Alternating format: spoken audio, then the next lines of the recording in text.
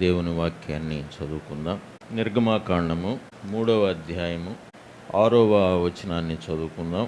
మరియు ఆయన, నేను నీ తండ్రి దేవుడను, అబ్రహాము దేవుడను, ఇస్సాకు దేవుడను, యాకోబు దేవుడను అని చెప్పగా, మోషే తన ముఖమును కప్పుకొని దేవుని వైపు చూడవెరచెను. దేవుడు తన వాక్య భాగమును మన ఆరాధన కొరకు దీవించునుగాక. ప్రియమైన సోదరి సోదరులారా, ఈ ఉదయకాలమే మన రక్షకుడైన మన ప్రభు అయిన యేసుక్రీస్తు వారిని ఆయన పిల్లలముగా ఆయన బల్ల చుట్టూ చేరి ఆయన్ను ఆరాధించడం మన జీవిత భాగ్యం. లోకములో ఎందరికో లేని ఈ గొప్ప భాగ్యం ఆయన పిల్లలమైన మనకిచ్చినందులకు దేవునికి స్తోత్రాలు చెల్లిస్తున్నాం. ఈ సమయంలో యేసుక్రీస్తు ప్రభు వారిని జ్ఞాపకం చేసుకుంటూ ఆరాధించే మనము, మన జీవితాంతం ఆయన్ని జ్ఞాపకం చేసుకున్న మనము రుణస్థులమే, ఆయన రుణము తీరేది కాదు. ఈ సమయంలో నిర్గమాకాండము 3వ అధ్యాయం 6వ వచనములో ఆయన ఎవరి దేవుడని చదువుతున్నాం. అబ్రహాము దేవుడను, ఇస్సాకు దేవుడను, యాకోబు దేవుడను అంటున్నాడు. ఎవరి దేవుడు ఆయన? అబ్రహాము, ఇస్సాకు, యాకోబు. అబ్రహాము మనకేమవుతాడు? మరి యేసు ప్రభువుకి ఏమవుతాడు? ఎందుకని ఇక్కడ అబ్రహాము దేవుడని రాయబడింది, కానీ అబ్రహాము యేసు ప్రభువుకి తండ్రి ఎలా అయ్యాడు? ఆయన దేవుడు కదా. ఆయన భూమి మీద శరీర రీతిగా జన్మించుటలో అబ్రహాము కుమారుడుగా లెక్క చెప్పబడింది. అది ఎవరు చెప్పారంటే ప్రభు అయిన యేసుక్రీస్తు వారే చెప్పారు. ఇతడును అబ్రహాము కుమారుడే అనే మాటలో నేను కూడా అబ్రహాము కుమారుణ్ణే అని యేసు ప్రభు వారు జక్కయ్యతో మాట్లాడుతూ ఆయన చెప్పారు ఆ మాట. ఇతడును అబ్రహాము కుమారుడే అని నొక్కి చెప్పినప్పుడు నేను కూడా అబ్రహాము కుమారుణ్ణే అని తానే స్వయంగా ఆయన చెప్పాడు. ఆయన తను తాను తగ్గించుకున్న విధానం, మన రక్షణ కొరకు, మనకి భాగ్యం ఇవ్వడం కొరకు ఆయన తగ్గించుకున్న విధానం, అది ఎంత తగ్గింపు అంటే దాన్ని అపోస్తులైన పౌలు గారు ఫిలిప్పీ పత్రికలో జ్ఞాపకం చేసిన మాటలు ఇప్పుడే మనం స్తుతుల్లో విన్నాం. ఫిలిప్పీ పత్రిక 2వ అధ్యాయంలో ఆయన ఎంత తగ్గించుకున్నారు అంటే 6వ వచనం 2:6లో ఆయన దేవుని స్వరూపము కలిగిన వాడై ఉండి, స్వరూపమేనా దేవుడా? డైరెక్ట్గా అసలు ఆయన దేవుడై ఉండి దేవునితో సమానంగా ఉండే ఆ భాగ్యాన్ని, ఆ విడువకూడని, ఆ విడువ లేని ఆ భాగ్యాన్ని మన కొరకు విడిచిపెట్టి 7వ వచనం మనుషుల పోలికగా పుట్టి అబ్రహాము కుమారుడయ్యాడు. కానీ మనుషుడుగా పుట్టకపోతే ఆయన దేవుడు, అబ్రహాము దేవుడు మనుషుల పోలికగా పుట్టి అబ్రహాము కుమారుడయ్యాడు. ఇందులో ఆయన తగ్గింపు ఏ విధంగా అది కొలవలేని ఆయన ప్రేమ అండి, కొలవలేని ప్రేమ. ఇంకా ఏం చేశాడు? దాసుని స్వరూపం ధరించి. దాసుడు చేసే పని కను దేవుడు చేసే పని ఒకటేనా? దేవుడుగా ఏం చేశాడు? మనం చూసే, మన కళ్ళతో చూసే ఈ సృష్టి అంతా దేవునిగా చేశాడు. కానీ శరీరం ధరించి దాసునిగా ఆయన ప్రేమించిన శిష్యుల పాదాలు కడిగాడు. కుష్టు వ్యాధిగ్రస్తులను ముట్టుకున్నాడు. చనిపోయిన వారిని సైతం ముట్టి లేపాడు. అందులో ఆయన దాసునిగా ఆయన తగ్గింపు మనం జ్ఞాపకం చేసుకున్నప్పుడు నిజంగా ఆయన తగ్గింపుని మనం ఎంత ధ్యానం చేసినా తక్కువే. ఒకటి, మనుషుల పోలికగా పుట్టి అబ్రహాము కుమారుడుగా లేఖనాల్లో రాయబడ్డాడు. అబ్రహాముకే దేవుడు, అబ్రహాముకి కుమారుడుగా. అంతేనా? అబ్రహాము దేవుడు, ఇక్కడ ఇస్సాకు దేవుడు, యాకోబు దేవుడు. అబ్రహాముని పిలిచి ప్రత్యేకించుకొనుట ద్వారా అబ్రహాముకి దేవుడయ్యాడు. మనల్ని పిలిచి ఆయన పిల్లలుగా చేసుకొనుట ద్వారా మనకి దేవుడయ్యాడు. ఆ తర్వాత ఇస్సాకు దేవుడు ఎలా అయ్యాడు? ఇస్సాకునే అడిగామనుకో, ఇస్సాకునే అడిగితే ఏం చెప్తాడు? ఆ రోజు ఆ కట్టెల మీద మా నాన్న నన్ను పడుకోబెడితే నాకు బదులుగా ఒక గొర్రె పిల్లగా నీవు వధింపబడ్డావు అని ఇస్సాకే చెప్పగలడు. అవునా కదా? చెప్పండి. ఇస్సాకుకు బదులుగా, అందుకే ఇస్సాకు దేవుడయ్యాడు. వాస్తవానికి ఆ రోజు ఆ గొర్రె పిల్ల అక్కడ లేకపోతే ఇస్సాకు ఖాయమే, ఇస్సాకు మరణం ఖాయమే. కానీ ఇస్సాకు తన నోటి మాటతో గనక చెప్పదలిస్తే ఏం చెప్పాలి? నన్ను మరణము నుండి తప్పించిన నా దేవుడు అని చెప్పగలడు. ఇక్కడ నిర్గమాకాండం 3:6 అదే చదువుతున్నాం. ఇస్సాకు దేవుడు.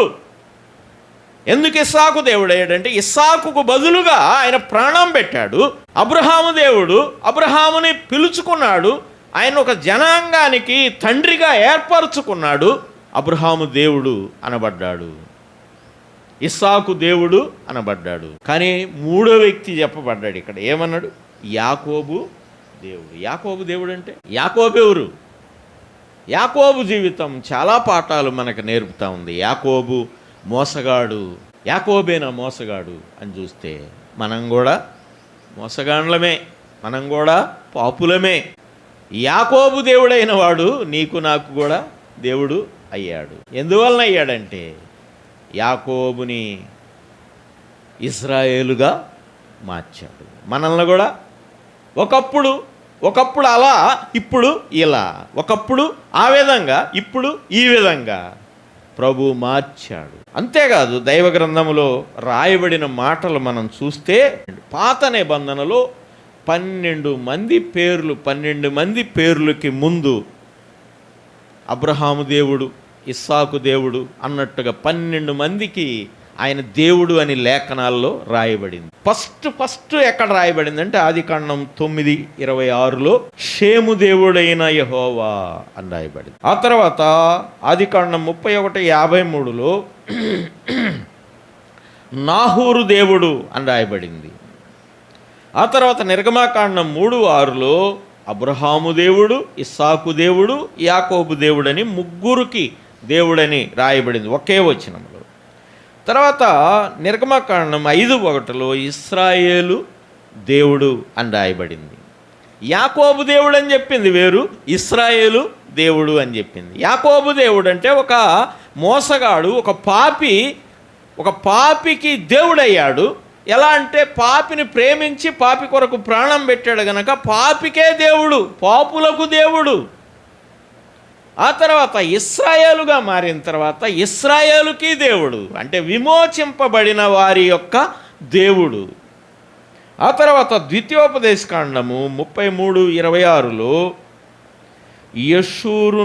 యెషూరుకు దేవుడు అని రాయబడింది.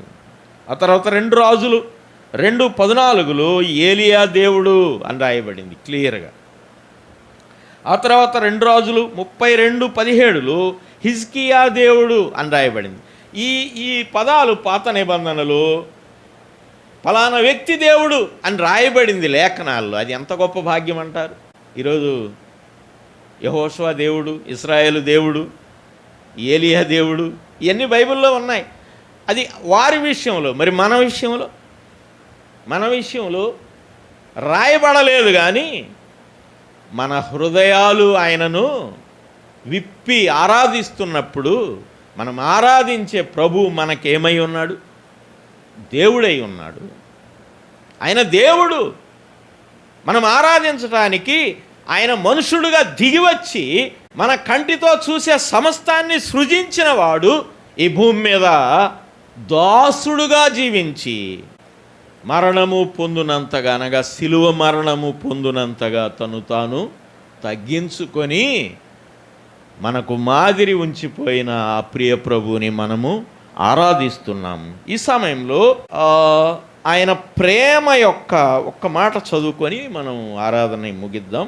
ఒక మాట వివరంగా చూసి ఎఫెసీ పత్రిక 3:19-20లో రాయబడిన మాటని కొంచెం దాన్ని మన ఆరాధన కొరకు ధ్యానం చేసి 3:18 చదువుతున్నాను.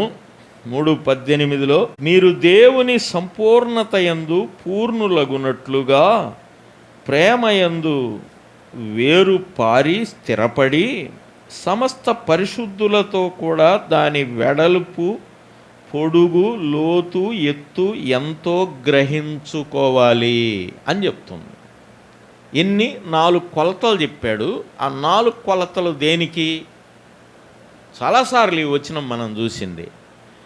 ఆయన ప్రేమ ఎత్తు, వెడల్పు, పొడుగు, లోతు 4 కొలతలు చెప్పాడు. ఈ 4 కొలతలు ఎప్పుడైనా చెప్పేటప్పుడు ఎత్తు అని చెప్పేటప్పుడు ఎవరికంటే ఎత్తు అని చెప్పాలి? ఎత్తు అంటే ఎట్లా లెక్కేయాలి? ఆయన ప్రేమ యొక్క ఎత్తు, లోతు, వెడల్పు వీటిని చూద్దాం. చూడండి, మత్తయి సువార్త 12వ అధ్యాయము 41వ వచనాన్ని చదువుకుందాం. నినివే వారు యోనా ప్రకటన విని మారు మనసు పొందిరి గనుక విమర్శ సమయమున నినివే వారు ఈ తరము వారితో నిలువబడి వారి మీద నేరస్థాపన చేతురు. ఇదిగో యోనా కంటే గొప్పవాడు ఇక్కడ ఉన్నాడు అన్నాడు. ఈ మాట మీరు అండర్లైన్ చేయండి. ఎవరు ఈ మాటలు చెప్తుంది? యేసు ప్రభు వారే చెప్తున్నాడు.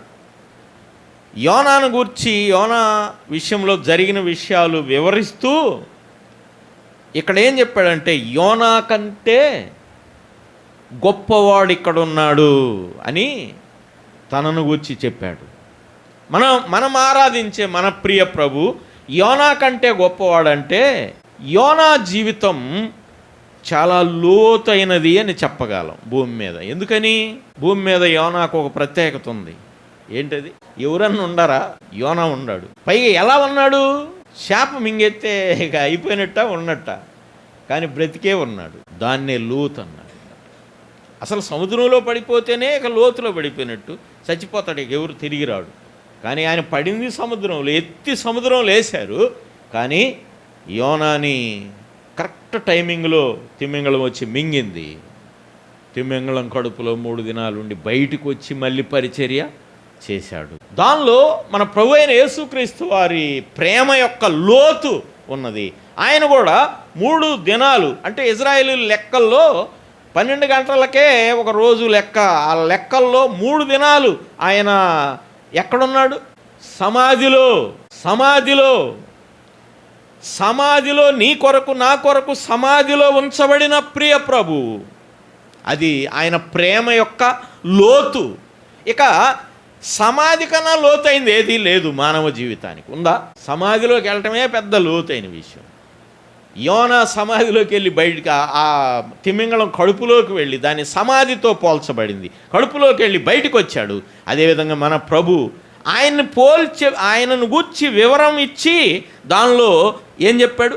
ఇక్కడ యోనా కంటే గొప్పవాడిని అని చెప్పాడు. ఎందుకంటే ఈయన కూడా నీ నిమిత్తం నా నిమిత్తం సమాధిలోనికి వెళ్ళాడు. ఇది ఆయన ప్రేమ యొక్క లోతు. జ్ఞాపకం పెట్టుకోండి. మనం ఎఫెసీ పత్రిక 3:18లో ఉన్న ఆయన ప్రేమ యొక్క 4 కొలతలు చూస్తున్నాం. 4 కొలతల్లో మనం కొలవడానికి ఇది మంచి ఎగ్జాంపుల్ అన్నమాట. యోనా జీవితం ఒక లోతుని, భూమి మీద ఉన్న అందరూ అనుభవించని ఒక లోతైన అనుభవాన్ని యోనా అనుభవించాడు గనుక అందులో మన ప్రభువు యొక్క ప్రేమ యొక్క లోతు ఉన్నది. తర్వాత రెండో విషయం చూడండి, 12:42 చూద్దాం. మత్తయి సువార్త 12:42లో లోతు చూసాం, ఇప్పుడు ఎత్తు. 42 విమర్శ సమయమున దక్షిణ దేశపు రాణి ఈ తరము వారితో నిలువబడి వారి మీద నేరస్థాపన చేయును. ఆమె సొలొమోను జ్ఞానము వినుటకు భూమ్యాంతముల నుండి వచ్చెను అని చెప్పి, ఇదిగో సొలొమోను కంటే గొప్పవాడు ఇక్కడ ఉన్నాడు అన్నాడు. మన ప్రభు ఎవరికంటే గొప్పవాడు? ఇక్కడ ఇందులో మనం ఏమి గ్రహించాలి? ఆమె దేనికి వచ్చింది? ఏం చూడటానికి వచ్చింది? సొలొమోను జ్ఞానంతో కట్టించిన మందిరం. ఏమేమి చూసిందంటే మనం ఆ భాగాలకు వెళ్ళి చూస్తే సైనికులు కనుపెట్టు విధానం, అక్కడ జరిగే అడ్మినిస్ట్రేషను, ఆయన తయారు చేసిన విధానాలు, తయారు చేసిన నైసీ పనులు, వాటన్నిటినీ ఆయన జ్ఞానంతో చేసిన ప్రతి దానిని ఆమె వివరంగా చూసి విస్మయం పొందింది. అది సొలొమోను జ్ఞానము భూమి మీద మహోన్నతమైన జ్ఞానం, అది ఆకాశము కంటే ఎత్తైన జ్ఞానము. దేవుడు ప్రత్యేకంగా సొలొమోనుకి జ్ఞానాన్ని ఇచ్చాడు. ఈ రోజుకి ఆయన కట్టిన యెరూషలేముతో ఏది సమమైంది? అవునా చెప్పండి. కింద బంగారాన్ని పొదిగించి కట్టాడు. భూలోకములో జ్ఞానులు అనబడే వారి అందరికంటే గొప్ప జ్ఞానవంతుడు సొలొమోను. ఈ విషయాన్ని ఒక రాజులు వచ్చి చూసి విస్మయం పొందారని ఆ భాగాన్ని చెప్పి ఈయనేం చెప్పుకున్నాడు? సొలొమోను కంటే గొప్పవాడు ఇక్కడ ఉన్నాడు అన్నాడు. అంటే ఆయన జ్ఞానము యొక్క ఎత్తు, లోతు విషయంలో చూసిన దాన్ని, అది జ్ఞానం యొక్క, ఆయన ప్రేమ యొక్క లోతు. ఇక్కడ ఆయన ప్రేమ యొక్క, ఆయన జ్ఞానం, ప్రేమతో ఆయన మన పట్ల చేసిన ఆయన ప్రణాళిక, ఆయన జ్ఞానంతో చేసిన ప్రతి కార్యము ఆయన ప్రేమ యొక్క ఎత్తును చూపిస్తూ ఉంది. లోతు చూసాం, ఎత్తు చూసాం, 4 కొలతలు చెప్పాడు. వెడల్పు, పొడుగు కూడా ఉన్నాయి. చూడండి. యోహాను సువార్త 4వ అధ్యాయము 12వ వచనాన్ని గమనిద్దాం. యోహాను సువార్త 4:12. తామును తన కుమారులను పశువులను ఈ బావి నీళ్లు త్రాగి మాకిచ్చిన మన తండ్రి అయిన యాకోబు కంటే నీవు గొప్పవాడవా? నీళ్ల కోసం బావులు తవ్వించిన యాకోబు విషయంలో రాయబడిన మాట సమరయ స్త్రీ ప్రభువుకి జ్ఞాపకం చేస్తుంది. ఏమని? యాకోబు తనకి, తన కుమారులకి, తన తరాలకి తవ్వించిన ఈ బావి నీళ్లు చాలా ముఖ్యమైనవి కదా, ఈ యాకోబు కంటే నువ్వు గొప్పవాడివా అని చెప్పినప్పుడు ఈ భాగంలో యేసుప్రభు వారు గొప్పవాడిగా ఉన్నాడా లేదా? ఈ భాగంలో ఏం చెప్పాడు? ఆయన మాటల్లోనే ఆయన గొప్ప ఔన్నత్యాన్ని ఇక్కడ జ్ఞాపకం చేశాడు. ఈ నీళ్లు తాగితే నువ్వు మరలా దప్పికొంటావు, కానీ నేనిచ్చే నీళ్లు తాగితే నువ్వు ఎన్నడూ దప్పిక కొనవని చెప్పాడు. అంటే ఆయన యాకోబు కంటే గొప్పవాడు. ఆమె అడిగిన నోటి మాటలోనే యాకోబు కంటే గొప్పవాడు అంటే ఆమె జీవితం యొక్క మూసేసిన పేజీలన్నీ ఓపెన్ చేసి చెప్పగానే ఆమె వెళ్ళి ఏమని మాటలు చెప్పింది? ఆమె వెళ్ళి చెప్పిన సాక్ష్యంలో 39వ వచనంలో చూడండి. ఆమె చెప్పిన సాక్ష్యంలో నేను చేసినవన్నీ నాతో చెప్పిన, అంటే ఆమె చేసినవన్నీ ఆమెకే తెలుసు, ఎవరికన్నా తెలుసా? కానీ అక్కడ ఆమె చేసిన ఆ ఊరెప్పుడు వెళ్ళలేదు యేసు ప్రభు వారు, ఆమెను కలుసుకుందే అప్పుడు. కానీ ఆమె చేసినవన్నీ ఎలా చెప్పగలిగాడు? యాకోబు బావిలో నీళ్లు తాగుతుంది కానీ యాకోబుకు కూడా తెలియదు ఏమ చేసినవన్నీ. కానీ యాకోబు కంటే గొప్పవాడు మన ప్రియ ప్రభు. ఆమె చేసినవన్నీ ఆమెకు చెప్పి కాళీకొండతో వచ్చిన వేశ్యని కరుణతో రక్షించి జీవితాన్ని మార్చివేసిన ఆయన మాటలు ఆ రోజు యాకోబు కంటే గొప్పవాడు. యాకోబు ఎలాంటి వాడిని ఎలా మార్చాడు? ఈ భాగంలో ఈ యాకోబు బావి దగ్గర యాకోబు మోసగాడు, యాకోబు బావి దగ్గర ఒక మోసగత్తె అని కూడా అనొచ్చు, లేదా ఒక వ్యభిచారిని ఈ బావి దగ్గర మార్చబడింది. ఇది ఆయన యొక్క పొడవు, ఆయన ప్రేమ యొక్క పొడవు అని చెప్పాడు. ఈ భాగము ఈ రోజుకి మనతో మాట్లాడుతూనే ఉందా లేదా చెప్పండి. 1 యోనా కంటే గొప్పవాడు, 2 సొలొమోను కంటే గొప్పవాడు. యోనా కంటే గొప్పవాడు అంటే ఆయన ప్రేమ యొక్క లోతు, సొలొమోను కంటే గొప్పవాడంటే ఆయన ప్రేమ యొక్క ఎత్తు, యాకోబు కంటే గొప్పవాడంటే ఆయన ప్రేమ యొక్క పొడువు అని చెప్పాలి. తర్వాత 8వ అధ్యాయము, యోహాను సువార్త 8వ అధ్యాయం 53వ వచనాన్ని చదువుకుందాం. మన తండ్రి అయిన అబ్రహాము చనిపోయిన కదా, నీవు అతని కంటే గొప్పవాడవా? ఇక్కడ ఏం రాయబడింది? మన తండ్రి అయిన అబ్రహాము చనిపోయిన కదా, నీవు అతని కంటే గొప్పవాడవా అని చెప్పబడి. అబ్రహాము కంటే గొప్పవాడా కాదా? అబ్రహాము కంటే గొప్పవాడు. దీనికి ఆయన ప్రేమ యొక్క వెడల్పు అని పెట్టవచ్చు. వెడల్పు అంటే వెడల్పు దేన్ని చూపిస్తుందో తెలుసా? సిలువలో 2 కొయ్యలు దేన్ని చూపిస్తున్నాయి? ఒక కొయ్య నిలువు కొయ్య ఉంది, ఒకటి అడ్డ కొయ్య ఉంది. నిలువు కొయ్య దేన్ని చూపిస్తుంది? నేను చాలాసార్లు చెప్పా, నిలువు కొయ్య మన నిలువెల్ల పాపాలను చూపిస్తుంది. అడ్డ కొయ్య సర్వప్రపంచాన్ని చూపిస్తుంది. ఈ కోన ఇట అడ్డ కొయ్యని రౌండ్గా తిప్పితే ప్రపంచం మొత్తం తిరిగిద్ది, మొత్తాన్ని లెక్కేసిద్ది అనమాట. అబ్రహాము కంటే గొప్పవాడు అంటే ఆయన ప్రేమ యొక్క వెడల్పది.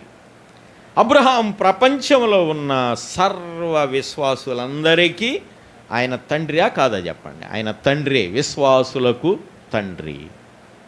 ఇందులో ఆయన ప్రేమ యొక్క వెడల్పు ఉన్నది ప్రియులారా.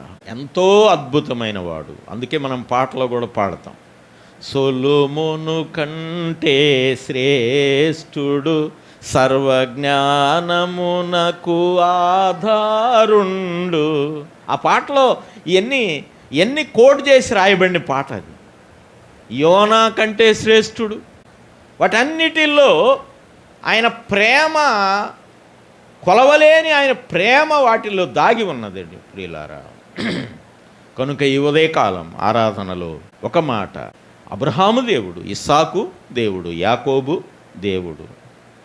సొలొమోను కంటే గొప్పవాడు, యోనా కంటే గొప్పవాడు, అబ్రహాము కంటే గొప్పవాడు, యాకోబు కంటే గొప్ప. మరి అబ్రహాము దేవుడేనా? ఇస్సాకు దేవుడేనా?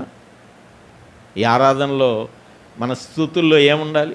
అబ్రహాము దేవా, ఇస్సాకు దేవా, యాకోబు దేవా, నా దేవా. వాళ్ళ దేవుళ్ళే. కాకపోతే ఆరాధనలో మన నోట, మన హృదయపూర్వకమైన ఆరాధన ఏముండాలంటే, నా దేవా, నా దేవా. నువ్వు అబ్రహాము కంటే గొప్పవాడివి, సొలొమోను కంటే గొప్పవాడివి, నువ్వు అంత ఉన్నతమైన వాడవు. నీ ప్రేమ ఎత్తు, వెడల్పు, లోతు, నా కోసం నీవు చేసిన కార్యాన్ని బట్టి నిజంగా నీవు నాకు దేవుడు అవ్వటం నా భాగ్యమని హృదయపూర్వకమైన ఆరాధన మనము సమర్పించి ఆరాధిద్దాము. దేవుడు తన వాక్య భాగమును మన కొరకు దీవించునుగాక. ఆరాధనలో ముందుకు సాగిపోదాం.